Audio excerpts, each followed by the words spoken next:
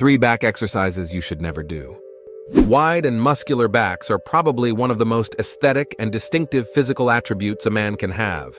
In an era where most people live a sedentary life and end up developing a square silhouette, yes, just like SpongeBob, having a well-developed back is a real differentiator. However, unfortunately, many suffer from a lack of proper guidance. They don't have access to correct information and end up doing ineffective training for years simply because they arrived at the gym and the instructor generically prescribed 3 sets of 12 repetitions of this or that movement. Therefore, today, you will see 3 exercises that simply aren't worth doing in your back workout, and 3 alternatives that you definitely need to include to maximize your results.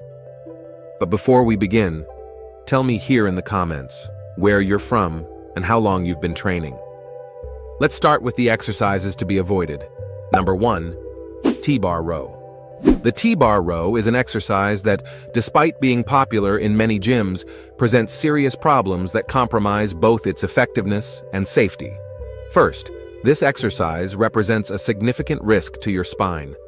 The required position, leaning forward with your back parallel to the floor, creates a situation where many practitioners end up rounding their backs, which puts excessive pressure on the intervertebral discs. A study published in the Journal of Strength and Conditioning Research demonstrated that, during the T-bar row, approximately 67% of participants exhibited inadequate lumbar flexion, even when instructed on proper technique. This alarming statistic reveals how this exercise is inherently problematic.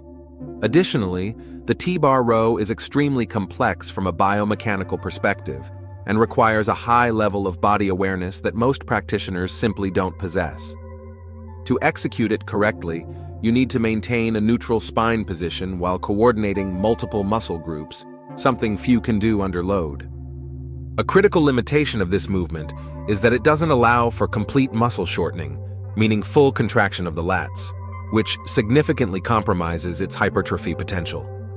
Electromyography research shows that muscle activation during this exercise is approximately 23% lower when compared to other rowing movements, precisely because of the difficulty in achieving the full range of motion.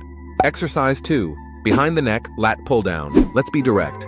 This is probably the worst exercise you can do for your back, and I'm not exaggerating.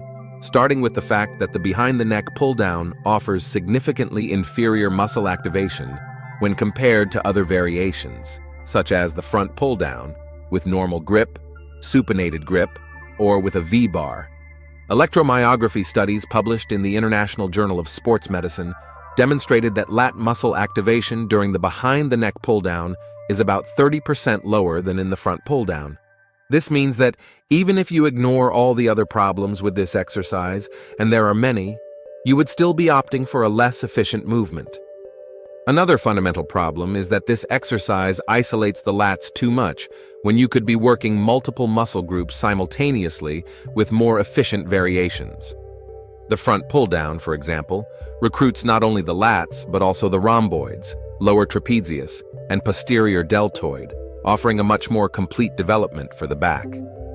But the most concerning aspect of the behind-the-neck pull-down is its injury potential. This movement puts your shoulder in an extremely vulnerable position, abduction combined with forced external rotation, which goes against the natural biomechanics of the joint. A study conducted by the American Orthopedic Society for Sports Medicine followed 120 weightlifters for 2 years and discovered that those who regularly performed behind-the-neck pull-downs were 3.1 times more likely to develop rotator cuff injuries. Exercise 3. Pullover. Some believe the pullover is for the back, others for the chest, and the fact is that it works both. However, the truth is that it simply isn't a good choice for the back. Research published in the Journal of Sports Science and Medicine analyzed muscle activation during the pullover and found that pectoralis major activation was approximately 2.7 times greater than that of the lats.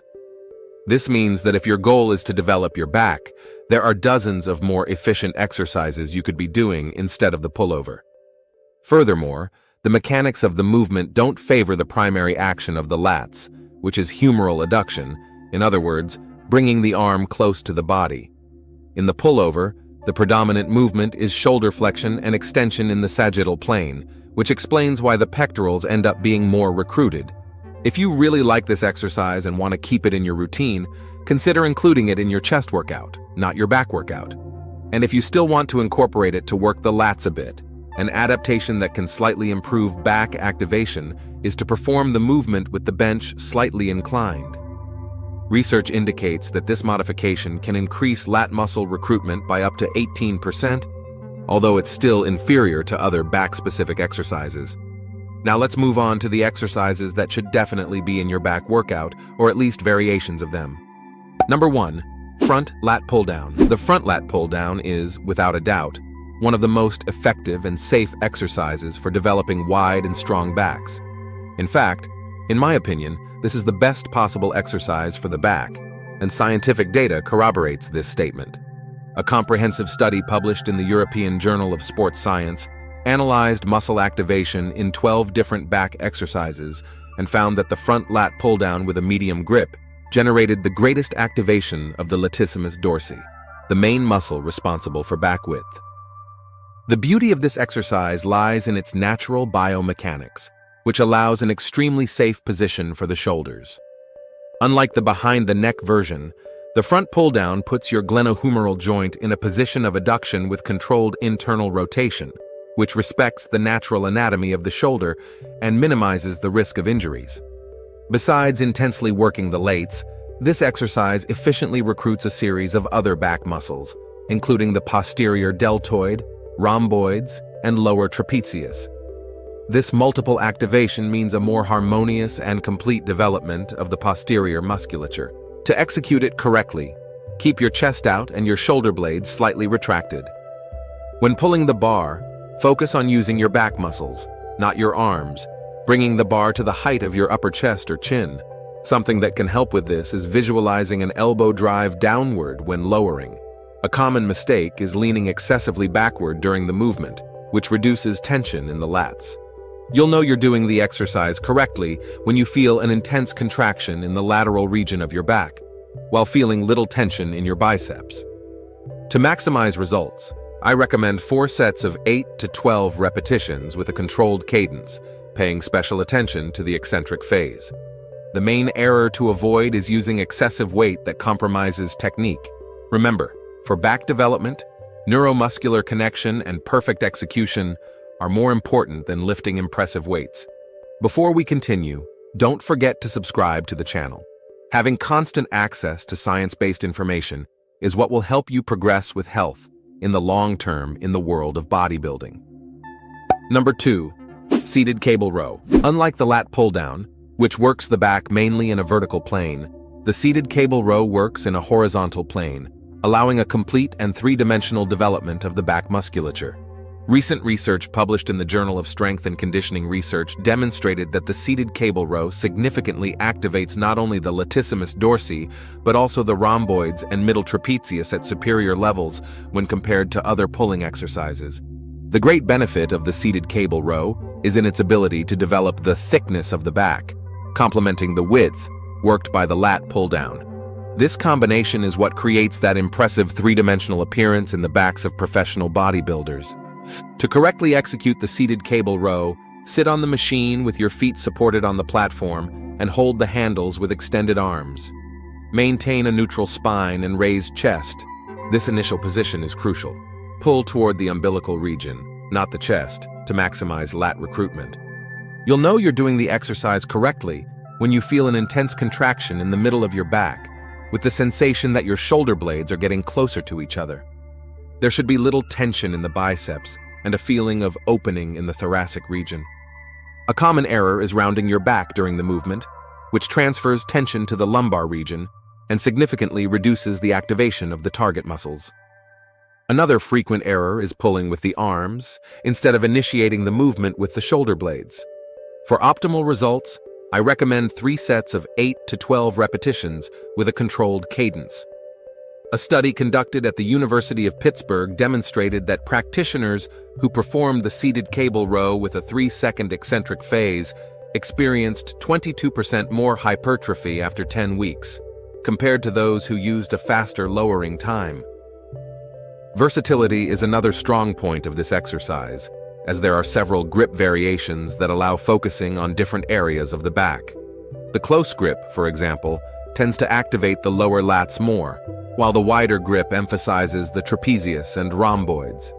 And if you don't have this machine at the gym where you train, it's also possible to improvise the exercise using a V-bar on a pulley. You just need a step to sit on, another to support your foot, and set the pulley very low. Exercise 3. One-arm dumbbell row. The one-arm dumbbell row is possibly the most underestimated exercise for back development, but its benefits are extraordinary. One of the greatest advantages of this movement is the very low risk of injury, since you have a stable support point for your hand and knee, which protects the lumbar spine and allows you to focus exclusively on muscle work. A unique and extremely valuable aspect of this exercise is that it allows both greater stretching and greater shortening of the muscle during the movement. Research in the field of muscle hypertrophy consistently shows that exercises that allow a full range of motion produce significantly superior muscle mass gains. In the case of the one-arm dumbbell row, you can both fully extend your arm and pull your elbow well beyond the body line, something impossible in many other back exercises. Another benefit is its ability to correct muscle imbalances between the right and left sides, since each side works independently. Research with 32 rowing athletes showed that incorporating the one-arm dumbbell row twice a week reduced back strength asymmetries by 68% after 12 weeks. To execute it correctly, support your hand and knee of the same side on a bench, keeping your spine in a neutral position. The foot of the opposite side should be firmly planted on the floor. Hold the dumbbell with your arm extended, and when starting the movement, think about moving the weight toward your hip, not just pulling upward. This technical detail, often neglected, maximizes lat activation and reduces bicep involvement. The most common errors include excessive trunk rotation during the movement, which reduces muscle isolation, failure to maintain spine neutrality, and pulling the weight too high, which transfers the work to the shoulder muscles. Remember, the movement should be backward and slightly downward, not upward. To maximize results, I recommend 3 sets of 10 to 15 repetitions per side, alternating sides without rest between them. Now, a very important thing to be pointed out here is that even if you now know the best exercises for the back and have eliminated the less efficient ones, you may still have difficulty seeing significant results if you continue to make the 3 main mistakes that most people make without realizing. They are: Number 1. Taking the work away from the back by using biceps and forearms excessively. This is, without a doubt, the most common and devastating mistake for back development. It's extremely common to see people saying they train their back but don't feel the muscle working. This causes them to unconsciously transfer the effort to the arms, muscles that are already accustomed to dominating everyday movements. The problem is aggravated when ego comes into play, and the practitioner insists on using heavy loads that their back can't properly move. A study conducted with 45 intermediate weightlifters revealed that when asked to perform lat pull-downs with 85% of their maximum load, approximately 72% of them showed disproportionately high bicep activation relative to the lats. To correct this problem, it's essential to develop better body awareness. Think of your arms only as hooks or ropes that connect your back to the weight. They shouldn't do the active work of pulling. An extremely effective technique is to always visualize an elbow drive in the direction of the movement. For example, during a row, don't think about pulling with your hands, but rather driving your elbow backward. In the pull down, an elbow drive downward, and so on. Número 2. Number 2. Not controlling the eccentric phase well. The eccentric phase of any exercise, that is, the moment when you're returning to the starting position in a controlled manner, is possibly the most important part for stimulating muscle growth. And ironically, it's the most neglected, especially in back exercises. Most believe that the important thing is to move the weight from point A to point B, neglecting the return from point B to point A. Research published in the European Journal of Applied Physiology demonstrated that positive muscle damage, the kind that stimulates recovery and growth, occurs predominantly during the eccentric phase of the movement. A specific study showed that participants who performed back exercises with emphasis on the eccentric phase experienced 32% more hypertrophy after 10 weeks, compared to those who used a traditional cadence. The problem is that in back exercises, there's a natural tendency to let the weight return quickly after completing the contraction. Closely observe most people in the gym, and you'll see how, after pulling the weight, they simply let their arms stretch passively by the force of gravity. This habit is literally throwing away half the potential of each repetition. Number 3, inadequate volume of sets and doing everything on one day of the week. There are two equally harmful extremes: insufficient volume that doesn't generate adequate stimulus, and excessive volume, especially when concentrated in a single day, which impairs the quality of the final sets and doesn't optimize the frequency of stimuli. A study published in the Journal of Strength and Conditioning Research followed 70 intermediate practitioners for 16 weeks and found that those who performed 16 weekly sets for the back obtained 41% superior results in terms of hypertrophy compared to those who did only 8 sets, but only 7% better than those who did 24 sets. Equally important is how this volume is distributed. Performing all these sets in a single weekly back day results in two fundamental problems. First, the quality of the last sets inevitably drops due to accumulated fatigue. Second, you're stimulating the muscle only once a week when you could be taking advantage of 2 protein synthesis windows. The ideal strategy is to divide your back training into 2 days per week, with no more than 3 exercises per session.